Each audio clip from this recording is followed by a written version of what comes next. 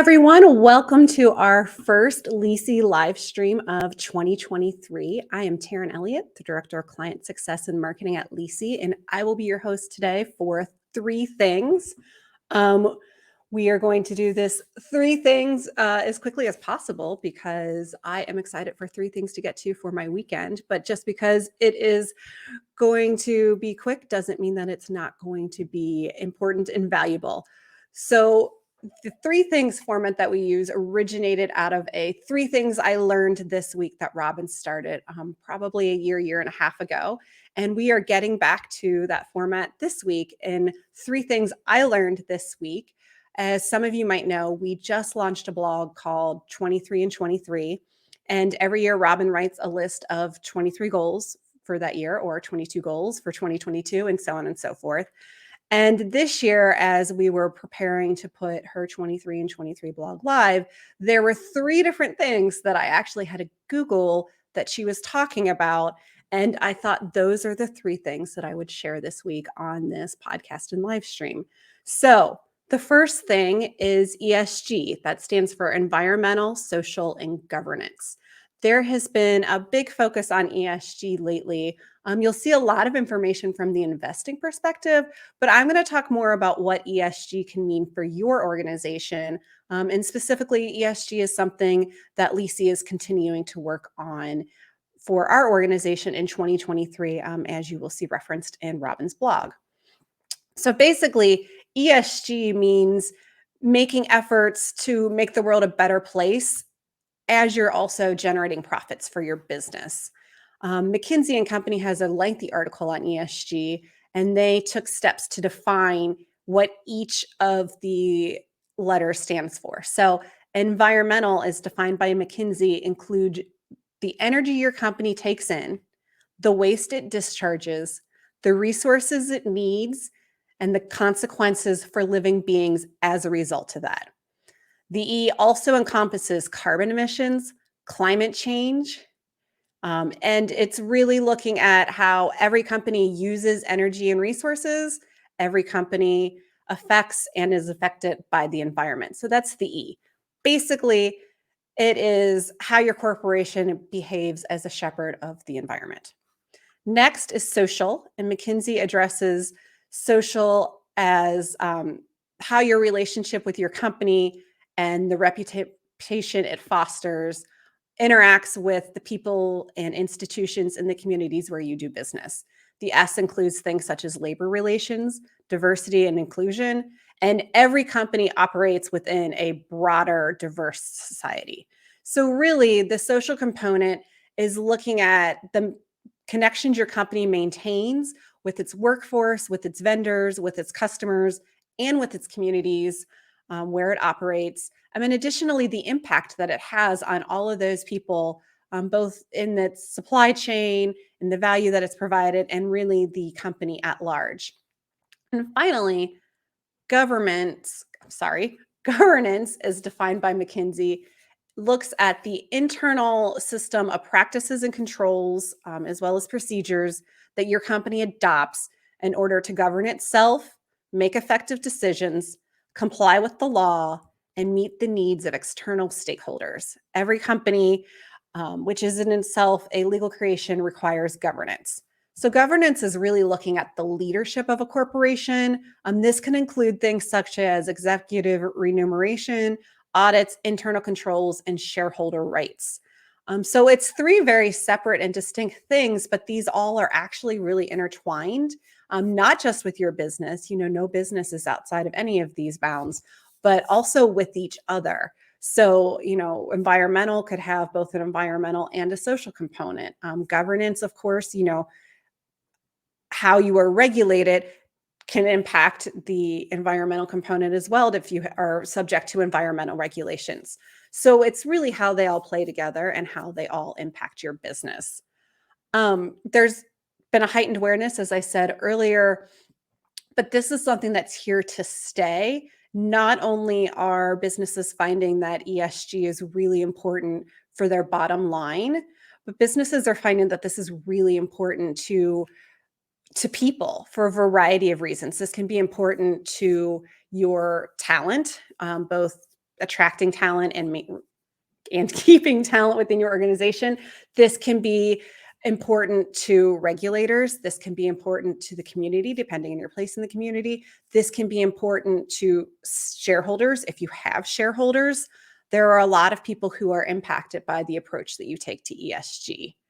The McKinsey report also states that companies with strong ESG propositions can see top-line growth, cost reduction, more positive regulatory and legal interventions, a productivity uplift, and investment and asset optimization. All of these really, really good things for any organization. At LISI, we just look at these three things as the right thing to do. So you will probably be seeing more from us on ESG in the coming year because we are excited to implement even more of that within our organization. The next thing on the three things I learned this week is the term genuinfluencers. So genuinfluencers was a term first defined by trend forecasters WGSN to describe social media stars who use their platforms beyond product placement. So these are influencers who aren't specifically sharing fashion or beauty or even lifestyle content like we traditionally think of with Instagram, but these people are sharing important information and not just sharing it, but looking to spread important information that can keep people up to date on topics that might be affecting them. So a really good example of this is that during COVID-19, a lot of governments were turning to genuine influencers who had a following and engaged audience who also believed in things such as safe hand washing or vaccination or just getting the information out and using these people who were in a place of influence to share information with their audience.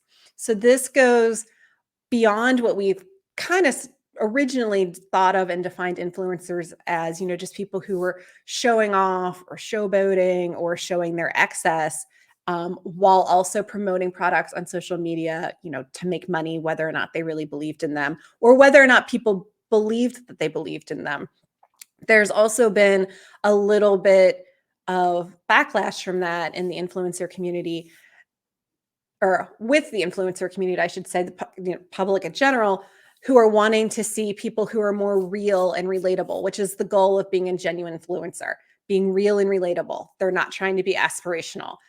People are expecting you to be authentic and genuine, and most importantly, transparent. So these are all hallmarks of being a genuine influencer.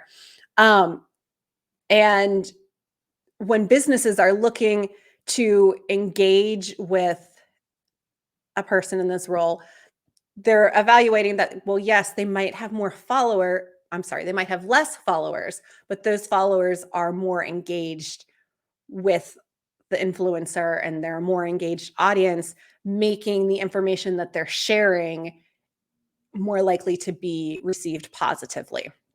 So this is all coming from a place of being grounded in what's important and individual, but also being relevant to the broader conversations we're having as a society. So especially when it comes to legal and law firms or, our business as well, we're looking to make sure we're putting our authentic selves forward, that we are putting, all of the parts of us forward, that, what you see is what you get, WYSIWYG, just like we talk about with online websites or editors. What you see is what you get. So if you see me on this, you will see me the same as in person with all the quirky things that are happening on this video. This is what you get when you meet me in person as well. And really, we have found that the more personal our content is and the more that it represents who we are as people, not just what we think we should be saying using the grammar that we learned, all through grade school and high school, that's the content that people respond to most, both on LinkedIn, on other social media platforms, our online website content, and really taking that forward and dedicating ourselves to being those people, to being genuine, to being transparent, to being honest about, what it takes to do things, how we got from point A to point B. So genuine influencers, it's always hard to drop that middle syllable, genuine influencers.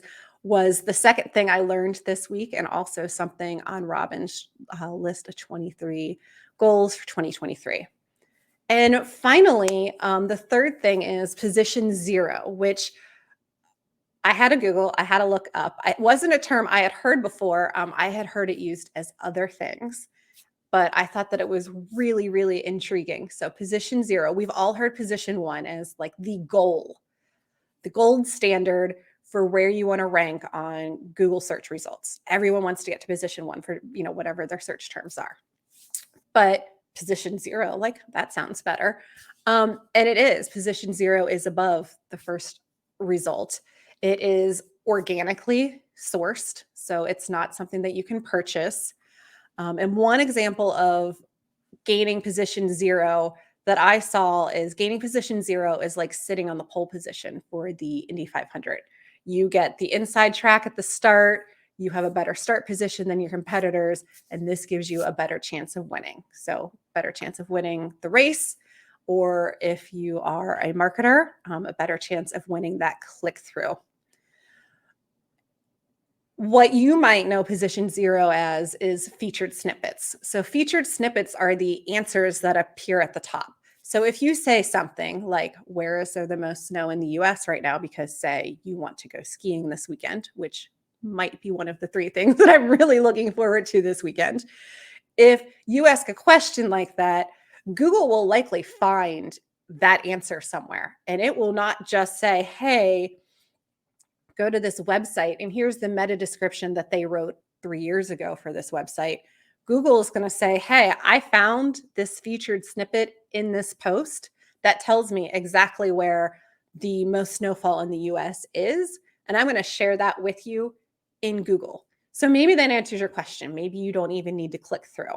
But for a lot of people, they're like, oh, well, it gave me 5 options, but I'd really like to know what 10 options are. Or okay, that was really interesting. It answered my question, but I want to know more. So I'm going to click on this article. So that featured snippet or that position zero is really Google saying, this is the best, most authoritative answer to your question or your query that we can find. So that is what you're looking at. What they're including is generally the answer to the question from the relevant website, as well as the details of the web page and a link to your website. And you can get up to 2 times higher click-through rate if you are the featured snippet. So it's a really powerful space for you to occupy with your content. One of the best ways, although there are several ways to get to the featured snippet, is to answer a very specific question. What is legal marketing? What should I do after I'm in a car accident?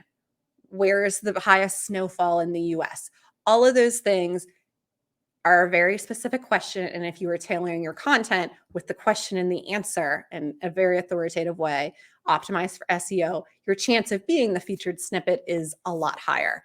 Things that also help are including images, lists, and tables that can pull right in to the featured snippet. It's often just one featured snippet, although occasionally there will be 2, but you're the first thing that people are seeing.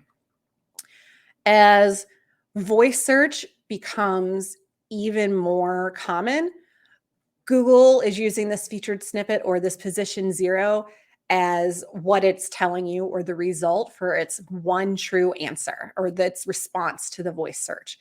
So if I say, who won the Indy 500 in 2022, Google is going to say from the website, I don't know, Indy500lovers.com, I see that Helio Castroneves won the Indy 500 in 2022. And I am so sorry, Indy friends. I was at the race and off the top of my head, I can't remember who won. So if that's wrong, please don't message me. I'll go look it up afterward. I apologize.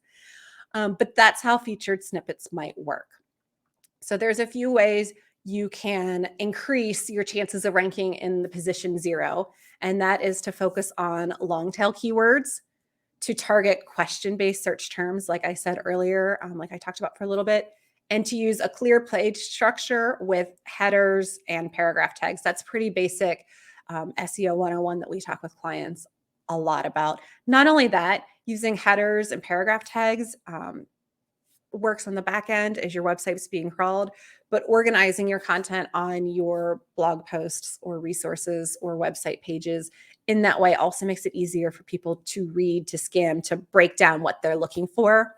And then the last thing is to keep your answers to questions around 54 to 48 words long. That featured snippet's only so long. And after that, it cuts off. But you want to get as much content answering the question in that space as you can. So that way it is the authoritative answer. You don't want people to have to read 30 words of fluff to get to the last few words of the answer. So, and the best thing about position 0 or featured snippets is that the results are organically generated. So that was the 3 things that I learned this week from us at Team LISI. That was E.S.G, genuine influencers, and position 0. I appreciate everyone who tuned in today or is listening on our podcast. Our next live stream will be next Friday. LISI is live streaming most Fridays throughout the year, starting at 12:30 on LinkedIn. So join us next Friday, where it will be an Ask Me Anything. Lauren Forbes will be on with Robyn Addis, and they will be discussing Robyn's goals for 2023 and answering some questions about that. If you haven't seen Robyn's blog post yet, 23 and 23, check it out on our website, www.legalisi.com. And there are a ton of other resources as well. This will be live if you missed it in the live stream on our website in a few days. And you can always grab it on our podcast, wherever you get your podcasts. Thanks, everybody. Have a great weekend. And I hope to see you back on our live streams in the coming weeks. Bye, everybody.